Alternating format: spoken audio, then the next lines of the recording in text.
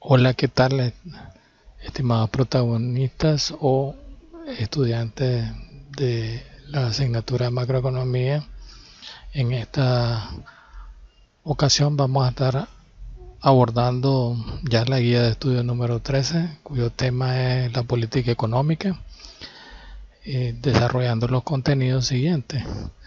El sector público, a manera introductoria, vamos a explicar en términos teóricos cuál es la incidencia o la intervención y los órganos del Estado.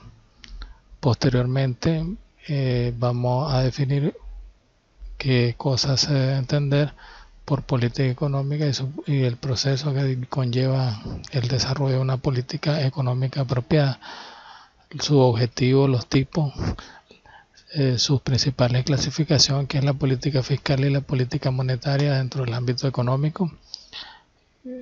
Vamos a definir sus conceptos y también los instrumentos y las medidas que se utilizan para implementarla. Los objetivos es describir los rasgos esenciales de la política económica, exponer el proceso de la política económica, describir los instrumentos tanto de la política fiscal y su influencia sobre la actividad económica, analizar los instrumentos de la política monetaria y su influencia sobre la actividad económica.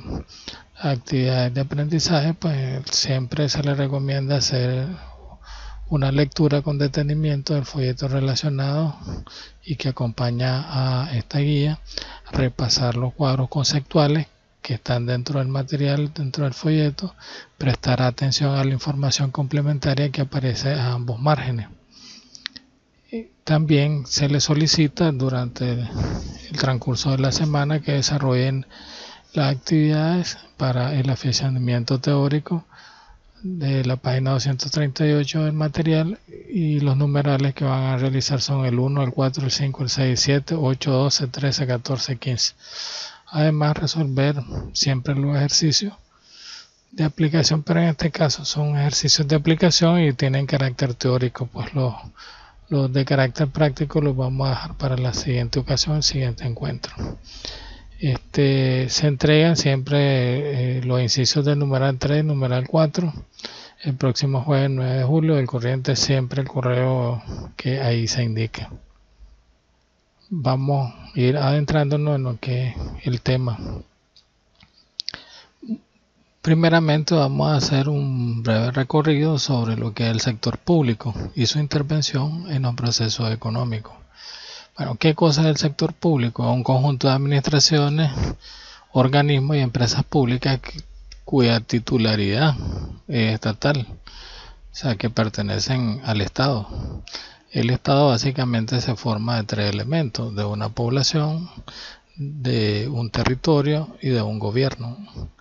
Eso hace precisamente el Estado, y todo lo que permite el funcionamiento de un Estado, de un país, precisamente corresponde a lo que le denominamos como sector público. El sector público tiene tres criterios fundamentales para llevar a cabo su sectorización. El criterio espacial, podemos ver de que el área territorial en que se ejerce un gobierno puede ser a nivel central. En el caso nuestro, pues el gobierno central está en Managua, que es el que dirige todo el país. El sector público local, que son las alcaldías, que es el gobierno local, el gobierno municipal, para el ámbito de nuestro departamento o ciudad de Chinandega, ¿verdad? Son las municipalidades. Y también, pues, en el caso nicaragüense, que también es parecido al caso español, porque este libro es de español, tenemos un sector público autonómico correspondiente a las que son las regiones autónomas del Atlántico de nuestro país. También se puede clasificar según su función económica en administraciones públicas, que son todas las oficinas que prestan servicios públicos a la población de manera gratuita para desarrollar gestiones y operaciones que conlleven pues al desarrollo del país. Empresas públicas que son las encargadas de producir bienes y servicios. A veces el Estado, como el caso pues de Navas, pues, que es una empresa copiadora de carácter público manejada por el Estado. El sistema de seguridad social que lo conforma el INSS, cuyo objetivo es dar atención médica y atender y administrar las pensiones de los jubilados. Otra forma de clasificación es según el tipo de institución. Pues los organismos institucionales del Estado pues son los 4 poderes del Estado. Aquí, como este libro de referencia de español, pues su organización de las instituciones es diferente. Pero si lo aplicamos al caso nicaragüense, conllevaría lo que son los 4 poderes del Estado: el poder judicial, el poder electoral, el poder ejecutivo,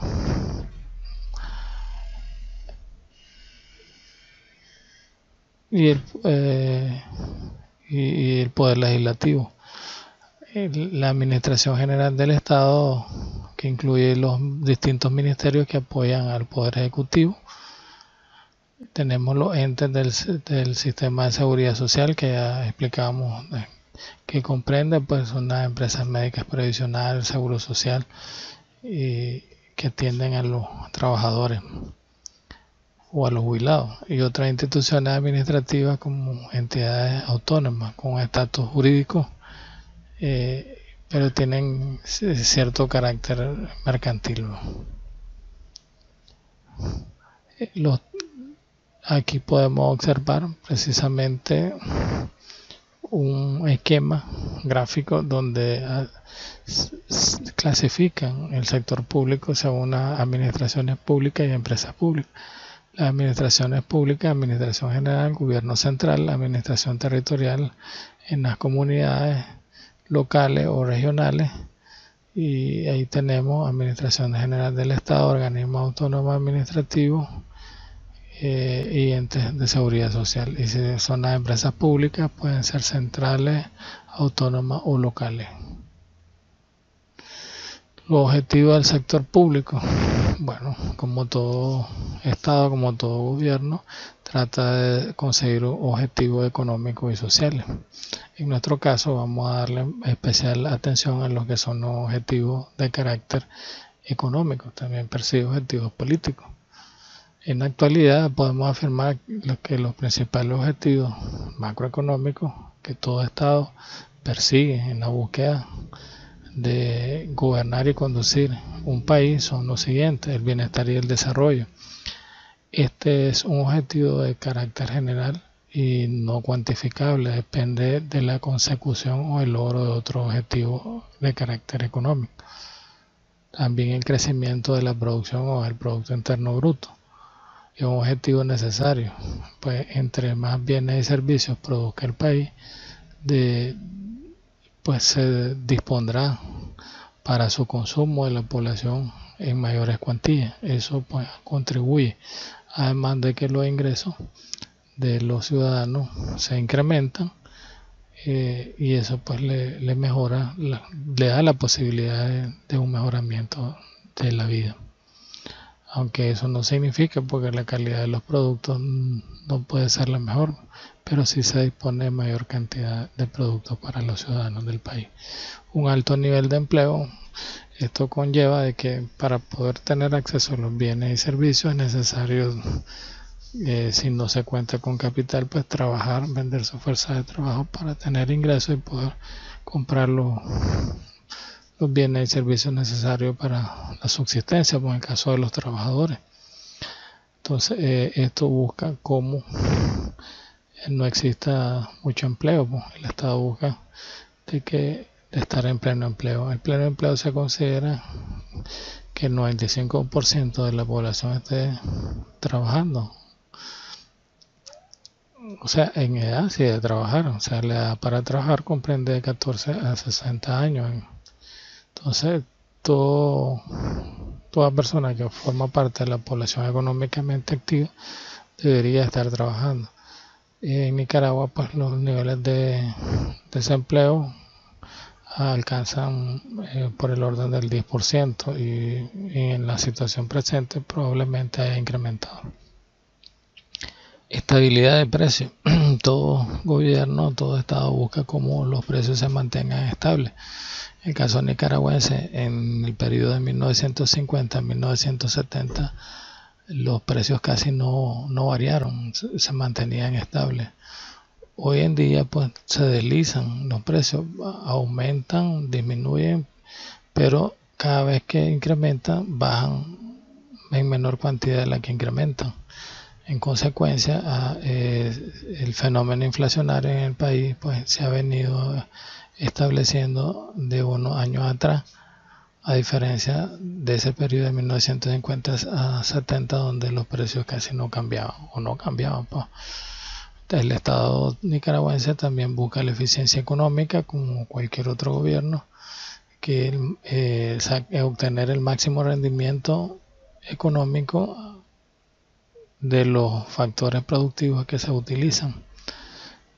La utilización de los factores productivos hacia una actividad determinada sacrifica el poder utilizarlo en otra actividad económica. Entonces, cuando no es posible utilizar el recurso económico para la producción de dos bienes diferentes, entonces se ha alcanzado la eficiencia económica. La equidad es un objetivo que supone una distribución igualitaria de la riqueza, objetivo que es muy difícil de alcanzar, pero que el Estado busca cómo distribuir la riqueza, el ingreso que se obtiene de los bienes producidos de manera lo más igualitaria posible. Al definir ciertos objetivos, resultan que algunos tienen complementariedad y otros entran en conflicto. Aquí vemos de que, por ejemplo, dos objetivos complementarios podría ser el incremento de la producción conlleva un alto nivel de empleo, ¿sí? Porque si para producir se requiere fuerza de trabajo, personas, entonces cuando se produce más, pues se requerirá mayor cantidad de personas trabajando. Pero hay ciertos objetivos que entran en conflicto, porque al tener un elevado nivel de empleo, es difícil, ¿verdad?, simultáneamente tener una tasa reducida de inflación, porque al tener más dinero las personas van a querer comprar y el comprar genera una presión sobre los bienes producidos y elevando los precios en el mediano o largo plazo. Adentrándonos al tema, después de haber hecho una breve recorrido sobre lo que es el sector público, su funcionamiento, vamos a ver cuáles son las principales actividades que debe desarrollar el Estado para la buena marcha del país. Una de ellas es tener una buena política económica. Ese es uno de los objetivos que es de gran prioridad para los ciudadanos de un país. El Estado debe intervenir en la economía para controlar su funcionamiento. Los gobiernos utilizan una serie de medidas de política económica que pueden ser de carácter microeconómica a ciertos conjuntos, sectores que conforman la actividad económica del país, macroeconómica y redistributiva. Veamos cada una de ellas de manera rápida. Es importante poner atención a los recuadros conceptuales que explican cada uno de los conceptos que son importantes. Por ejemplo, aquí tenemos uno en color mamón, que es la política microeconómica. Consiste en un conjunto de acciones mediante los cuales el sector público o el Estado nicaragüense intenta fomentar la eficiencia económica y la equidad. Es decir, sacar el mayor rendimiento o provecho a los factores de producción, a los medios de producción y tratando de lograr equidad. Es decir, que la distribución de la riqueza entre un determinado sector sea lo más igualitaria que se pueda. Dentro de la política microeconómica están la subvención a empresas, las desgravaciones fiscales, el control de precios y la regulación de los excedentes. Esas son parte de las políticas microeconómicas. Procuran las políticas microeconómicas favorecer a determinadas actividades económicas y penalizar otras. Entonces buscan como, o sea que ustedes saben que en las decisiones económicas no se pueden hacer dos cosas a la misma vez, pues los recursos que se disponen para una actividad son recursos económicos que no se pueden utilizar de manera simultánea en otra actividad económica. Entonces el Estado tiene que tomar estas decisiones de política microeconómica. Las políticas macroeconómicas se definen como el conjunto de acciones mediante el cual el sector público intenta regular la actividad económica global. O sea, en su conjunto y habiendo desde el panorama de funcionamiento de la economía nacional. Procura por ello controlar la oferta monetaria, la cantidad de circulante en poder del público y con los cuales se pueden comprar los bienes y servicios que requieren los distintos sectores o agentes económicos. Tratan de controlar los tipos de interés o tasas de interés del mercado y el gasto público. Básicamente intenta controlar la demanda agregada para alcanzar el pleno empleo. Esos son el ámbito de acción de la política macroeconómica. Los objetivos pues de la política macroeconómica son el crecimiento del PIB, el alto nivel de empleo y la estabilidad de precios. ¿Qué medios utiliza para poder alcanzar la política fiscal y la política monetaria? Que las vamos a ir abordando poco a poco. Como tercera gran política económica tenemos la política redistributiva. Como les decía, procura lograr una equidad en la distribución de la riqueza del país. Pero distinguiremos entre dos tipos de equidad. La equidad horizontal, que nos dice de que las personas en igual condición deben de pagar iguales impuestos. O sea, si una persona devenga un salario de 10.000 córdobas, el impuesto que pague tiene que ser a otra persona que gane 10.000 córdobas porque están en iguales condiciones. Entonces no se le puede de manera discriminatoria, si ganan el mismo salario, que pague más impuestos a una de ellas y la otra. Eso sería discriminatorio. Entonces busca de que la distribución de la riqueza sea de manera igualitaria. Ahora el Estado busca como también los sectores más empobrecidos favorecerlos con subsidios para evitar de que sufran de la miseria y de la pobreza. Entonces busca cómo quitar o proveerse de mayores recursos de aquellos que pueden pagar en favor de otros para tratar de equilibrar la calidad y los niveles de vida que tienen un sector y otro. Entonces aquí vemos la teoría del beneficio, que es lo que estaba explicando, que busca cómo beneficiar a todos por igual, y la capacidad económica que cada persona debe pagar de acuerdo al impuesto, de acuerdo a su cantidad o cuantía del ingreso que recibe. Pero también está la equidad vertical, que a medida en que la persona tiene mayores riquezas, es justo y necesario que pague más impuestos que aquellos que son menos favorecidos dentro de la sociedad y obtienen menos ingresos. Entonces eso busca cómo redistribuir, porque los recursos que se obtienen de aquellos que pagan más impuestos pueden ser canalizados hacia las personas que tienen menos recursos. Entonces el Estado busca cómo redistribuir la riqueza. Los instrumentos de intervención del Estado son muchos y tienen un alcance muy poderoso.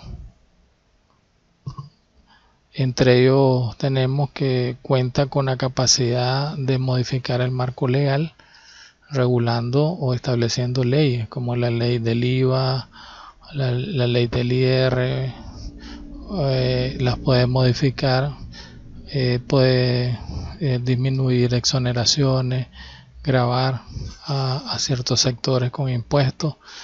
Y recientemente pues hizo una reforma tributaria que trató de tomar de las personas o de las empresas que tenían mayor riqueza para recaudar más impuestos y de esa manera pues fomentar la obra de progreso en favor de la población y mantener los servicios de gratuidad en algunos servicios de carácter público como la educación y la salud. También dictar normas necesarias es otro instrumento para regular la actividad comercial o proteger los derechos de los consumidores.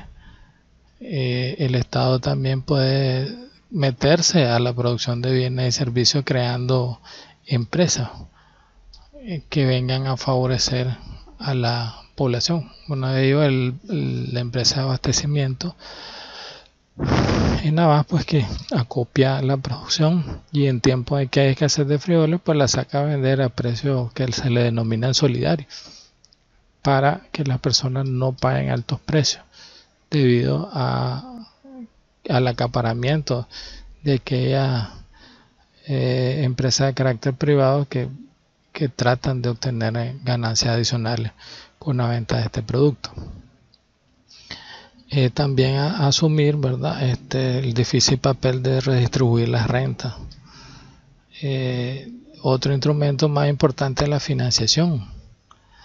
El Estado interviene en la economía aportando capital financiero vía el presupuesto general para garantizar la consecución del objetivo. Los presupuestos deben de ir acompañados por estrategias de seguimiento y control del gasto.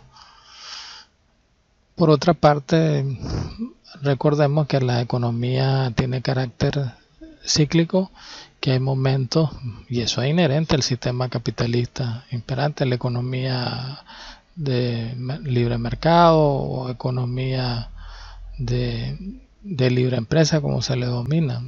Como es inherente, son males que padecen el sistema económico. Hay tiempos en que hay depresión, auge, que en la cima, aquí lo vemos en la cima, auge, nuevamente se cae depresión, hay expansión o crecimiento, y entre la depresión y el auge pues hay una etapa intermedia que se le llama recesión, que es la que está viviendo el mundo actualmente, niveles de recesión, y está procurando cómo caer no a niveles depresivos donde la actividad económica se reduce al mínimo. Entonces están precisamente buscando cómo atenuar las oscilaciones del ciclo para que las personas no se vean afectadas mucho por la situación actual. Entonces para ello utiliza dos instrumentos poderosísimos, la política fiscal y la política monetaria. Vamos a definir qué cosa es la política fiscal.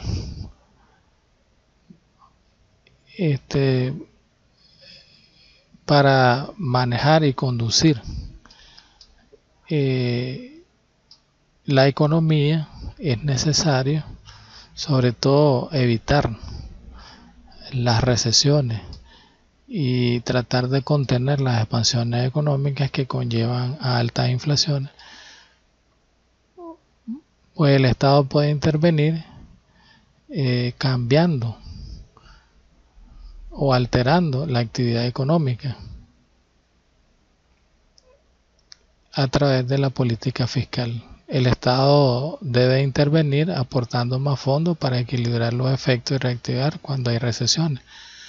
Las reducciones del PIB, los cierres de muchas empresas incapaces de subsistir, entonces el Estado debe buscar cómo reanimar la economía a través de la política fiscal. Recordemos que el efecto multiplicador es el efecto en cascada. Cuando una empresa produce más bienes, pues todos los que suministran materias primas, empresas que suministran materias primas a la empresa que produce un bien final, se ven afectadas. Entonces se da un efecto en cascada hay una línea de causalidad que afecta. Entonces, para reanimar la economía se necesita que la empresa que produce el bien final pueda vender e incrementar sus ventas para reactivar la economía de los otros sectores que suministran materias primas a la empresa que produce bienes finales. Entonces, John Maynard Keynes fue uno de los artífices de promover la intervención del Estado en la economía para poder disminuir los efectos y las fluctuaciones de los ciclos que provocaban pues, efectos negativos en la población. La política fiscal se puede aplicar a través de distintos... Pero ¿qué cosas son las directrices o decisiones que toma el Estado en cuanto a lo que tiene que ver el gasto público y los impuestos? Él puede decidir qué cantidad de gasto público e impuestos debe tener. Eso afecta directamente la actividad económica del país. Puede decidir cambiar el gasto público, aumentando las transferencias o aumentando las rentas. O sea, al aumentar las transferencias, eso hace de que las personas reciban más dinero y tengan la posibilidad de incrementar la demanda agregada a través de un mayor consumo. O bien supone la manipulación de los impuestos, de los ingresos del Estado, con el objetivo de dar, si va a no impuestos, dar la posibilidad de que los ingresos disponibles de las personas tengan mayor consumo o menor consumo. Mayor o menor consumo. A continuación explicaremos los diferentes tipos de políticas que se pueden llevar a cabo. Políticas expansivas son aquellas que pretenden provocar un incremento en la demanda agregada. Un aumento del gasto público y las transferencias conlleva a una política expansiva, porque lo que procura es aumentar la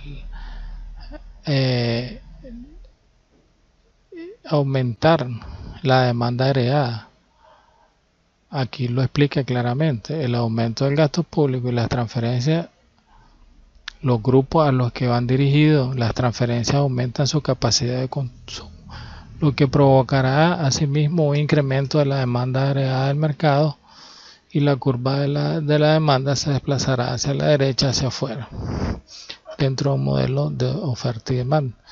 O las disminuciones de impuestos pues le va a devolver capacidad de compra a los consumidores y va a hacer que, si aumenta el consumo, también, como es uno de los componentes de la demanda agregada, también va a aumentar. Aquí lo podemos ver, que las políticas fiscales expansivas suponen más gasto público y menos impuestos. Esto provoca un efecto, que es el incremento de la demanda agregada y el incremento de la tasa de empleo. Pues al aumentar la demanda agregada, pues las empresas están más motivadas a producir bienes porque hay personas que lo compran, los consumidores. Entonces eso incentiva y motiva la demanda agregada. Sin embargo, el tomar o decidir sobre políticas fiscales expansivas puede conllevar a que el gobierno, el Estado, pues, tenga un déficit presupuestario, pues al recaudar menos y gastar más, entonces va a tener un déficit presupuestario. Aquí lo podemos observar que a través del siguiente gráfico, cómo, ¿verdad?, al aumentar la demanda agregada, que esta que tenemos acá en azul, de la línea punteada, producto de un aumento del gasto público, una reducción de impuestos, de alguna manera la oferta agregada, para mantener el equilibrio, tendría que aumentar, pero conllevaría a un incremento en el nivel de precios. Se produciría más, habría más empleo, pero tendría como consecuencia una mayor inflación. a lo interno del país. Las políticas fiscales también pueden ser restrictivas. Restrictiva es que restringe, y usualmente este tipo de políticas se utiliza en los momentos de auge, ¿verdad? Son las que pretenden frenar el incremento de la demanda agregada porque se ha formado una burbuja, un optimismo en los agentes económicos que comienzan a producir sin cesar, sin tener en cuenta de que si no planifican bien pueden obtener altas pérdidas debido a la producción descontrolada o no planificada adecuadamente. Entonces el Estado, al identificar estas señales, busca cómo contener la actividad económica porque se está saliendo fuera del control. Y detrás, recuerden, de un auge conlleva crisis profundas. Si los estados no evitan cómo se llega a los auges para después caer en picado a una depresión. Entonces trata de disminuir las oscilaciones y trata de que el crecimiento sea no fluctuante, no oscilatorio, sino crecimiento sostenido sin oscilaciones. Acá podemos ver cuáles son las políticas restrictivas. Es la disminución del gasto público, que es lo contrario de lo anterior, y de las transferencias, y el aumento de los impuestos. ¿Qué efectos buscan? Disminuir la demanda agregada y disminución de la tasa de inflación, que ha crecido o ha evolucionado de manera muy positiva. Entonces se procura evitar eso. También lo podemos aquí observar a través de una representación que un desplazamiento de la demanda debido a políticas fiscales restrictivas, una disminución del gasto o aumento de los impuestos, entonces se desplaza hacia la derecha la demanda agregada. Eso conlleva a frenar el crecimiento de la producción, a reajustar los niveles de producción, y los niveles de precios van a disminuir en esa situación, tal como se observa en la figura.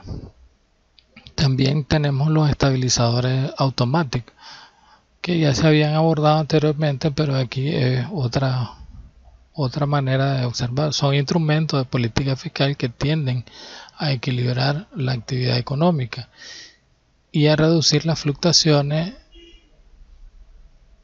de la producción ante las variaciones o desplazamientos de las demandas agregadas. Entonces lo que buscan los estabilizadores, que aunque no son decisiones directas del Estado, es evitar los cambios bruscos de un exceso de producción o disminución de la producción, porque ellos al fijarse tratan de evitar eso, que se puede considerar como estabilizadores automáticos. El impuesto sobre la renta, en fase alcista, su recaudación aumenta. Entonces, a mayor ingreso, mayores recaudaciones. Y cuando hay recesiones, pues a menores recaudación de impuestos. Las transferencias, en caso de recesión, se dan subsidios con el objetivo de evitar que los sectores que han perdido sus empleos pues, no tengan los ingresos suficientes como para poder subsistir. Y las pensiones de jubilación, porque si las personas al momento de dejar de trabajar ya no recibieran salario, entonces ¿quién compraría los bienes que se producen? Entonces las pensiones de jubilación tratan y procuran evitar las grandes oscilaciones de la producción, de la actividad económica en el país. Tenemos políticas discrecionales, que son complementos de las medidas correctoras de la situación económica provocada por los ciclos. Entre las políticas discrecionales están los programas de transferencia de los gobiernos para modificar la renta familiar y la cantidad de subvenciones de la empresa. Tenemos lo que son las inversiones públicas, carreteras, esto que en tiempos de recesión son importantes para dar empleo a la población. o construcción de escuelas. Eso ayuda, ¿verdad?, a crear fuentes de empleo que el sector privado no quiere ofrecer, pero que sí el Estado lo está ofreciendo para que la gente se emplee. La disminución de las tasas, por ejemplo, en el caso de la situación actual de la crisis sanitaria, pues lo que andan fumigando, probablemente estas personas fueron desempleadas en empresas del sector privado que han sido contratadas por el gobierno de la República para que anden haciendo esa actividad. Medidas de modificación de los tipos impositivos también, ¿verdad?, son medidas discrecionales por parte del Estado. Luego caemos a la otra gran política, que es la política monetaria, que tiene que ver con las decisiones que toma el Banco Central de Nicaragua con respecto a la cantidad de circulante en poder del público, o sea, la cantidad de dinero que usan o utilizan los agentes económicos. El Banco Central es el único facultado para emitir dinero y para distribuirlo a través del sistema financiero. El precio del dinero es la tasa de interés. Para poder tener acceso a esos fondos de que dispone el Banco Central, que es el ente regulador del sistema monetario del país, pues es necesario pagar un precio, que es la tasa de interés. La política monetaria se define como la encargada de regular la cantidad de dinero que existe en circulación y los tipos de interés que se aplican en el mercado financiero. Los instrumentos monetarios son los siguientes: las operaciones de mercado abierto, que son la compra y venta de instrumentos de tipo financiero como bonos, acciones, etcétera, que se transan a través de la bolsa de valores de Nicaragua. En estos casos, la tasa de redescuento o tasa de descuento, que es la tasa de interés que cobra el Banco Central a los bancos comerciales para obtener fondos para dirigirlo hacia los créditos. El coeficiente de caja, que es conocido acá en Nicaragua como encaje legal, que es una regulación que establece el Banco Central a las entidades financieras nacionales y que procura dar seguridad en el manejo de los fondos. Entonces lo obliga a mantener en su arca, en su bóveda, cierta cantidad de dinero, o bien físicamente en el Banco Central. Actualmente el gobierno de Nicaragua decidió relajar esta exigencia a los bancos comerciales debido a que estamos en una situación de recesión. Entonces disminuyó el encaje legal a niveles porcentuales más bajos para hacer de que los bancos comerciales tuvieran más disponibilidad para proporcionar crédito a los inversionistas o a las empresas que lo requieren para poder mantener su actividad económica. También pueden haber otras operaciones que faciliten, ¿verdad?, en regular la actividad monetaria del país.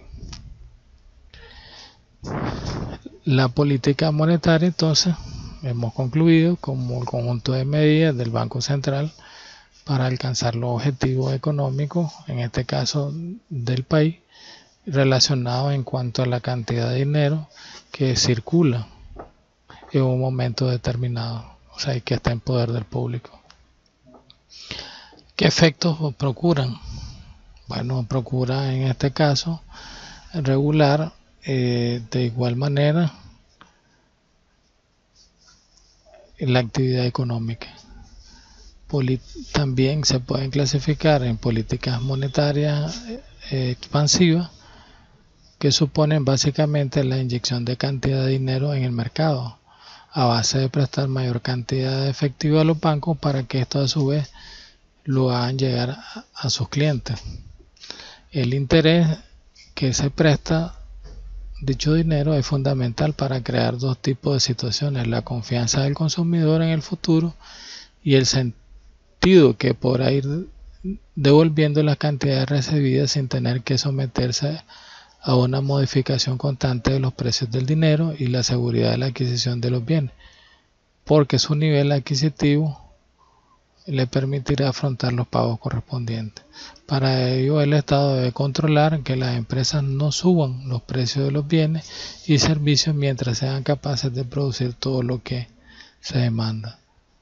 De todos modos, si se produce un incremento de la demanda imposible de atender por el sistema productivo, se generará un incremento de precios de los bienes, lo que provocará una situación de inflación.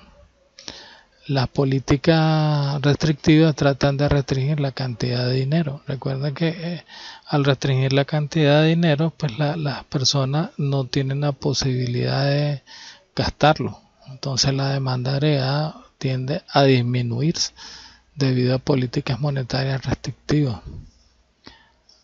¿Qué es lo que puede hacer? Por ejemplo, el aumento de las tasas de interés hacen que las personas decidan desprenderse de su dinero para irlo a ahorrar al banco, o bien las empresas a unas tasas de interés mayores no hacen créditos para invertir. Entonces, en consecuencia, se restringe la actividad económica.